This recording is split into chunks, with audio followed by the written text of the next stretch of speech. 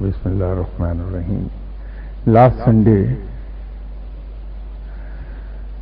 ہماری جو گفتگو کا سلسلہ تھا وہ مرید کی ڈیفینیشن پر ختم ہوا تھا کہ مرید اصل میں اس کو کہتے ہیں جو اللہ کی رضا کا طالب ہوتا ہے. تو اس میں ایک ذکر یہ کیا تھا کہ تین چیزیں ہیں: مرید، مراد اور مقصود.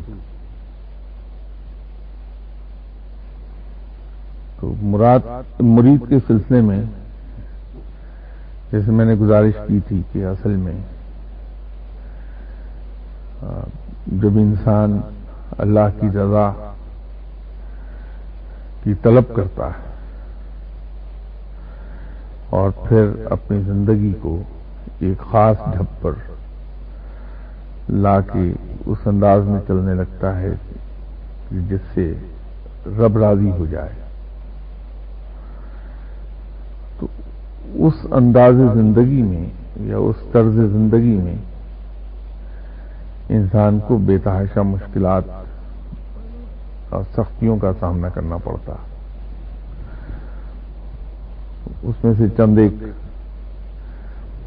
جو تکلیفیں تھیں ان کا ذکر بھی میں نے تفصیل کے ساتھ کرنے کی کوشش کی تھی. تو جب انسان ان دقتوں اور تکلیفوں سے گزرتا ہے اور اپنی زندگی کو اس انداز میں ڈھال لیتا ہے جس طرح رب تعالیٰ نے ایک مومن کی زندگی کی ریکوائرمنٹس اور اس کے پیرامیٹرز اور اس کی لیمیٹیشنز وہ بیان کی ہیں قرآن میں یا شریعت میں، تو ان آزمائشوں سے گزرنے کے بعد پھر وہ مراد کو پہنچتا ہے. تو یہ وہ مقام ہے جہاں پر انسان کو رب کی رضا حاصل ہو جاتی ہے اور رب تعالی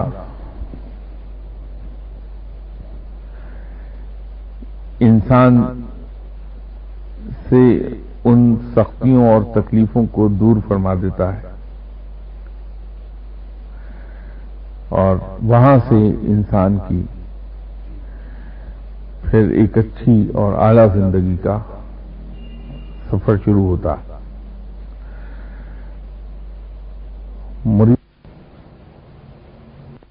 کی زندگی جو ہے وہ مجاہدات اور ریاستوں سے عبارت ہے، جبکہ مراد کی زندگی بخشش کی زندگی ہے. مرید مجاہدے کرتا ہے، مراد سے یہ تمام چیزیں ہٹا لی جاتی ہیں، وہ صرف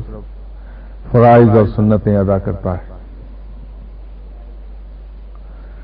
حضرت جنید بغدادی رحمۃ اللہ علیہ صاحب سے کسی نے مرید اور مراد کا فرق پوچھا تھا، تو آپ نے فرمایا کہ مرید جو ہے وہ تدبیر علمی کے تحت زندگی گزارتا ہے اور مراد بخشش اور عطا کے تحت زندگی گزارتا ہے. مراد کے مقام پر آ کے وہ تمام تکلیفیں، وہ تمام مجاہدے، وہ تمام ریاستیں وہ موقوف ہو جاتی ہیں اور بس پھر انسان جو فرائض اور سنتیں ہیں وہی ادا کرتا ہے اور اس کی زندگی اس ایک ڈگر پہ چلتی رہتی ہے جس ڈگر پر وہ بحیثیت مرید کے مجاہدے اور ریاستیں کر کر کے اسے زندگی کو لایا ہوتا ہے.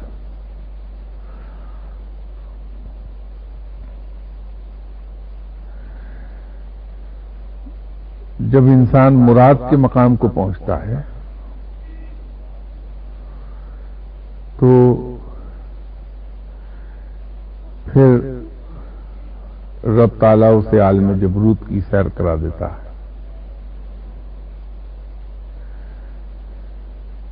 عالم جبروت میں حاکم جبروت، شاہ جبروت، اس کو جلال رب سے عطا کر دیتے ہیں. وہاں سے اسے عالم جمال میں لے جایا جاتا ہے تو انسان کو جمال کا مشاہدہ کرا دیا جاتا ہے. اس طرح سے مختلف جگہوں پر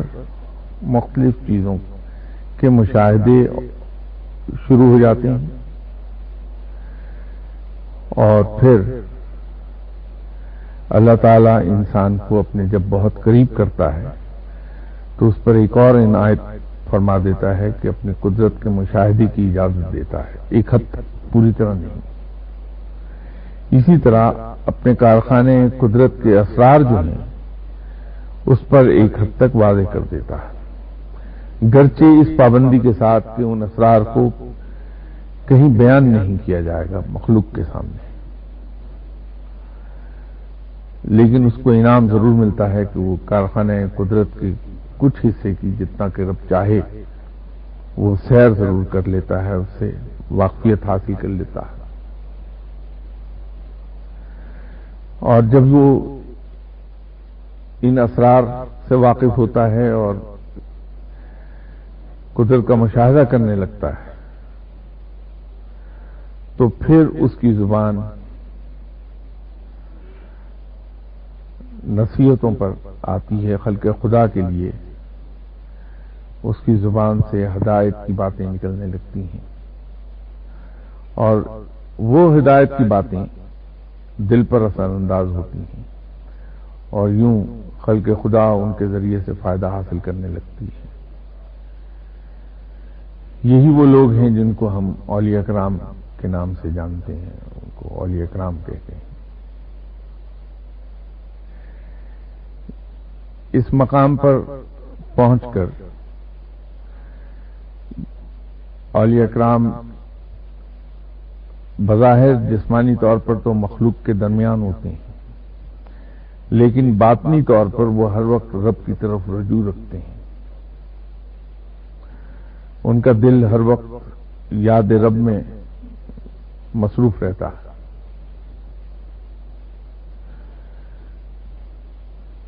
اسی طرح ان سے کوئی ایسا فعل سرزد نہیں ہو پاتا جو کسی طور بھی شریعت کے احکامات کے خلاف ہو.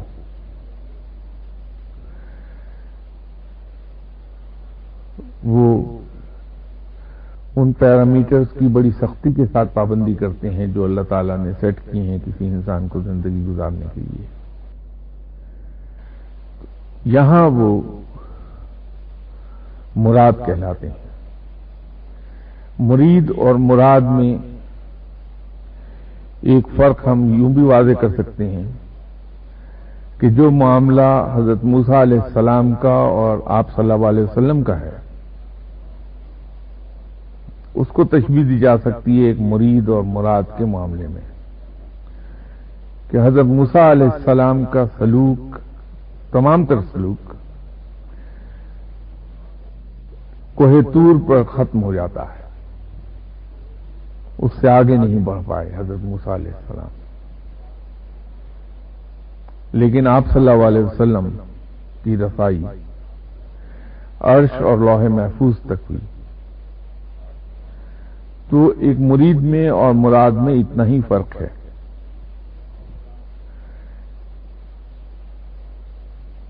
لیکن اس مقام تک، مراد کے مقام تک پہنچنے کے لیے یہ تمام تعریف، اس ڈیفینیشنز اور اس کی تمام اور تشریحات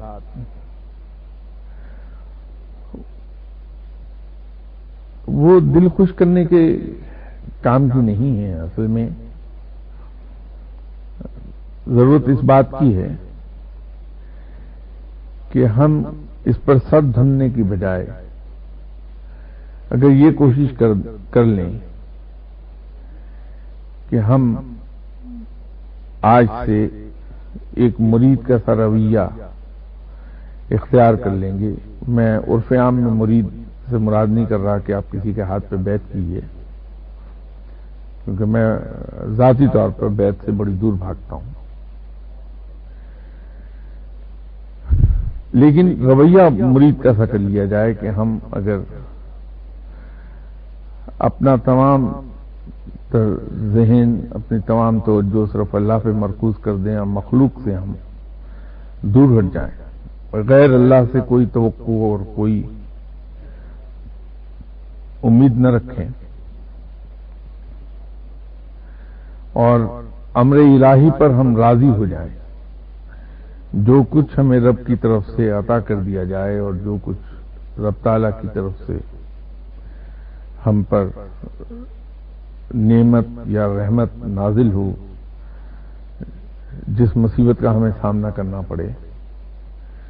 ہم اس کو بڑی ہنسی خوشی، بغیر کسی گلے اور شکوے کے، بغیر زبان پر اف لائے، ہم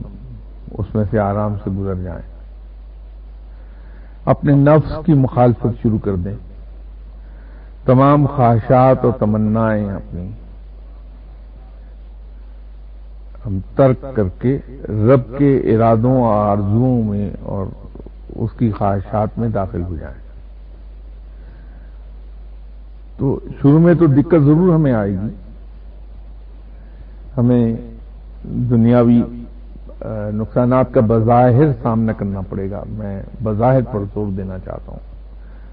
کیونکہ یہ سودا یقینی طور پر بظاہر دیکھنے میں تو گھاٹے کا لگتا ہے، لیکن در حقیقت دنیاوی طور پر بھی وہ گھاٹے کا سودا نہیں ہے، بلکہ الٹیمیٹلی دنیاوی طور پر بھی فائدہ اس میں ہوتا ہے. میں نے شاید لاسٹ سٹنگ میں یہ ایکسپلین کرنے کی کوشش کی تھی کہ جب ہم اللہ کے احکامات کے مطابق چلتے ہیں تو ہوتا یہ ہے کہ ہم اپنے اخلاق اور کردار کی وجہ سے خلق خدا میں پاپولر ہو جاتے ہیں اور ہمیں خلق خدا میں بھی عزت عطا ہوتی ہے، اور اس کا الٹیمیٹلی فائدہ ہمیں اگر بزنس میں ہے تو بزنس میں کامیابی کی صورت میں ملتا ہے، اگر ہم جاب کر رہے ہیں تو ترقی اور بڑی تنخواہ کی صورت میں ملتا ہے. کیونکہ ہم میں سے ہر شخص خود خواہ اس پر عمل کرے یا نہ کرے، لیکن اسے پسند وہی آدمی آئے گا جو اسے آسانیاں فراہم کر دے، اس کے ساتھ غلط بیانی نہیں کرے اور اس کے لیے تکلیفیں اٹھا لے خود. تو وہ ہمیں دنیاوی طور پر بھی فائدہ دے جائے گی بات، لیکن بظاہر یہ گھاٹے کا سودا نظر آئے گا شروع میں. تو اگر ہم اس امید پر کہ اس تکلیف اور دکھ کا انعام بہت بڑا ہے کہ ہمیں اللہ کی رضا حاصل ہو جائے گی، اس پہ عمل کر گئے تو یقینی طور پر ہم مراد کو پہنچیں گے، اور اس مقام پر پھر یہ تمام دقتیں اور تکلیفیں ختم ہو جاتی ہیں اور رب تعالیٰ اپنے جناب سے غیب سے رزق بھی عطا کرتا ہے، مدد بھی آتی ہے، انسان کی زندگی خاصی پرآسائش اور آسان ہو جاتی ہے. تو ان باتوں کو سن کے یہیں چھوڑ کر نہ چلے جائیے. میری آپ سے درخواست یہ ہے کہ اس پہ کچھ تھوڑا سا عمل کر لیجئے. اگر ہم پوری طرح اس پر چل نہیں سکتے تو اس میں ذرا سا ایک ہم پہلا قدم یہ لے لیں کہ جہاں کہیں ہمارے ارادے کی تکمیل نہیں ہوتی تو ہم اس پر ہائے ہائے کرنے کی بجائے یا لوگوں کے پاس دوڑے جانے کی بجائے یہ سوچ لیں کہ تھوڑا سا انتظار کر لیتے ہیں، ہو سکتا ہے کہ اللہ نے اس میں ہمارے لیے کوئی بہتری رکھی ہو اور ہم اس کو برداشت کر لیں، دیکھیں کل کیا اس کا نتیجہ نکلتا ہے. تو رب تعالیٰ